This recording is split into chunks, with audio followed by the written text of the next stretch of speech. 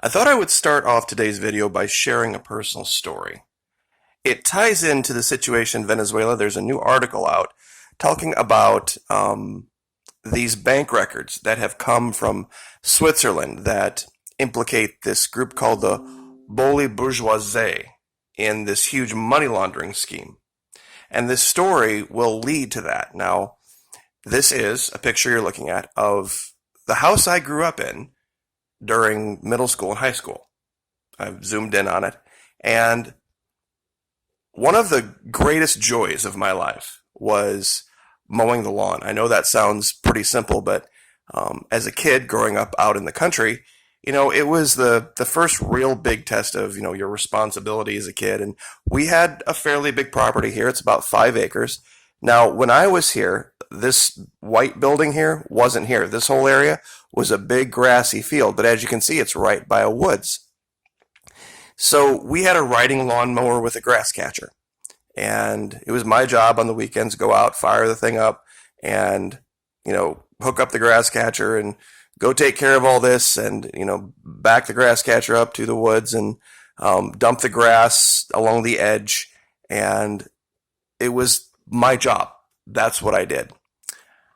When I was 13, my father passed away. And some years later, a couple years later, when I was in high school, my mom remarried a man. Now, he was from a different social class than my father was. My father was a plasterer, a drywaller, blue collar. The man she remarried was more white collar. He worked in an office. Well, I was, every weekend had my routine, go out, mow the lawn, do all this.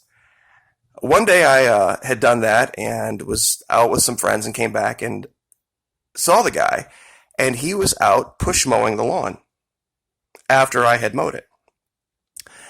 And I was just flabbergasted. I'm like, is this guy dumb? Well, you see, with the riding lawnmower, I couldn't get the lines straight enough in the lawn for him. And I didn't even understand why that was important.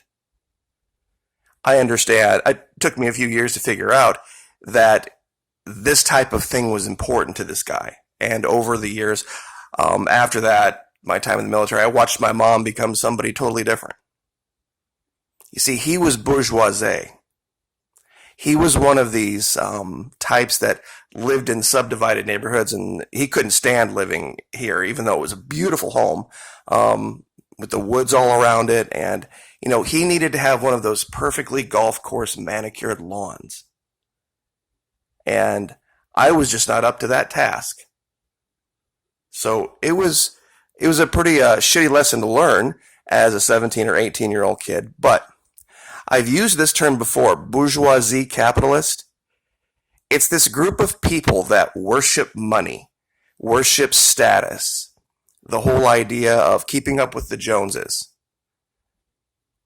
And I've never been able to tolerate them because they're so self-involved and so selfish that they can't look around and see what needs to be done and work as a group. I would never want these people in my survival group under any circumstances.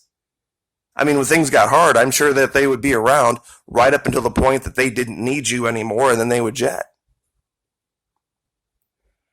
Now, what does this have to do with Venezuela? In this article, they talk about this group of hyper-wealthy Venezuelans that live in Miami that took advantage of socialism to get rich.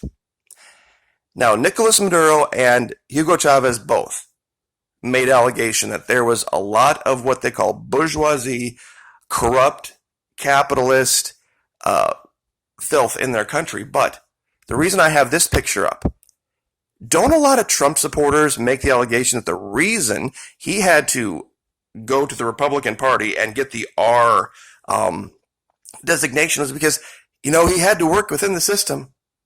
It was corrupt and it was terrible, but, new sheriff in town still had to, pay homage to the powers that be that were in control so that he could do what he's doing. You see, that's great for him. But when Chavez took power, he had the same problem.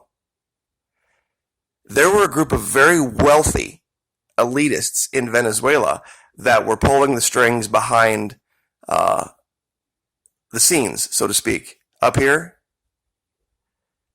that even though 60% of the people wanted this man to be president, they weren't going to let him do what he wanted to do on behalf of the people without there being a cost.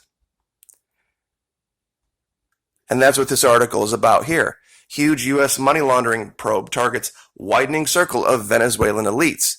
I'll give you this link and you can read it for yourself. But basically, there's a group of people who did absolutely get unimaginably wealthy off of the oil revenue in Venezuela.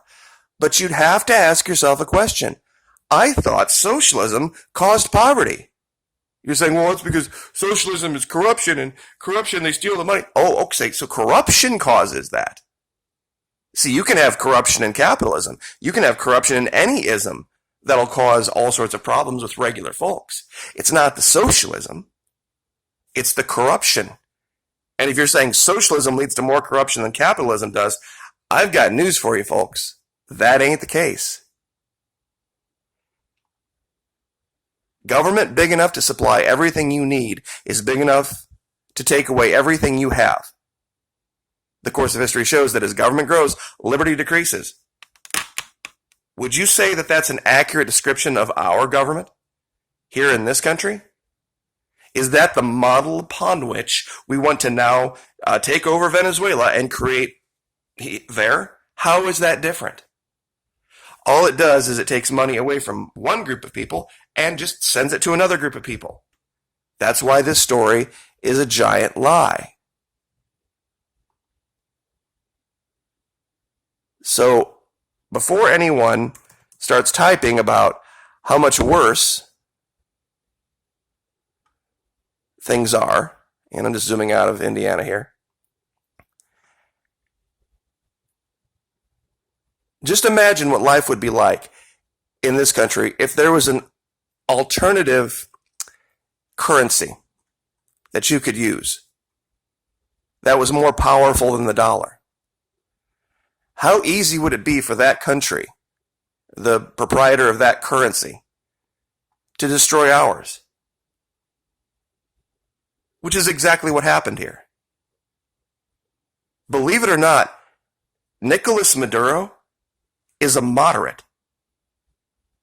There are Chavistas all across Venezuela that think he's much too lenient, much too middle of the road. He's not Chavista enough.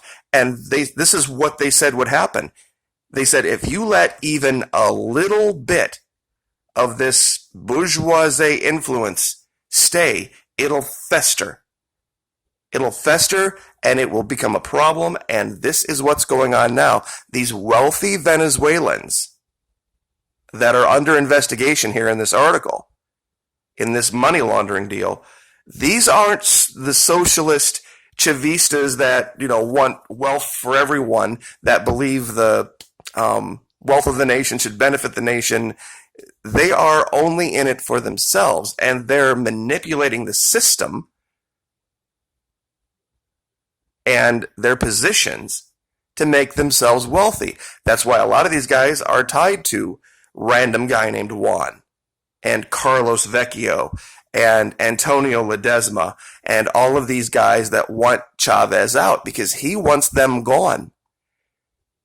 But just like our leader here, many have said, Trump can't do it overnight. There are too many powerful influences. He has to do one thing at a time. Okay, agreed. Agreed. There's all sorts of lists of Trump properties around the world. Why is that not held against him when they list Chavez's properties, when they list Chavez's wealth? Why is that held against him? You see, it's hypocritical. If being wealthy is bad, whether you get wealthy by, being the leader of a socialist country or leader of a capitalist one, why is that always evil? See, it's only evil when the media makes it be about this guy, not when it makes it about this guy. And these are the two things they're trying to conflate, hoping you won't put the two together. See, they always try to conflate that socialism always leads to corruption, as if there's no corruption in this country or in any capitalist country.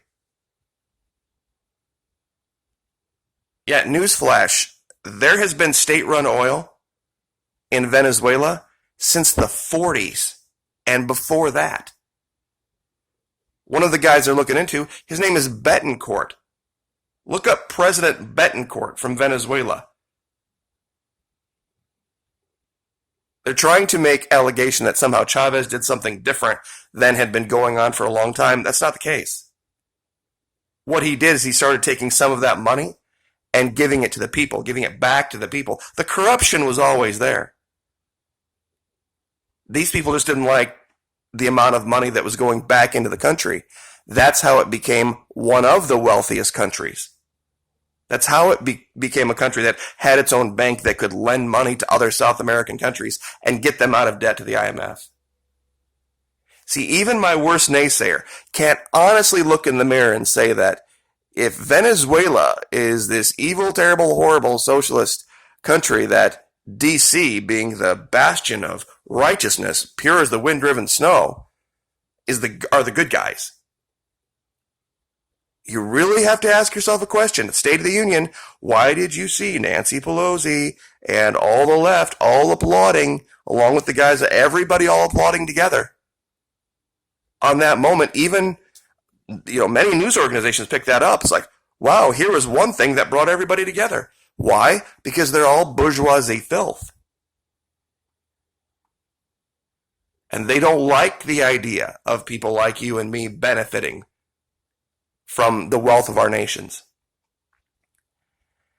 And there's no hiding behind the fact that, yeah, it causes corruption sometimes, but if you're going to have corruption one way or the other, wouldn't you want to say, well, I did the very best I could to take care of the people. I did the very best I could to take care of my neighbor.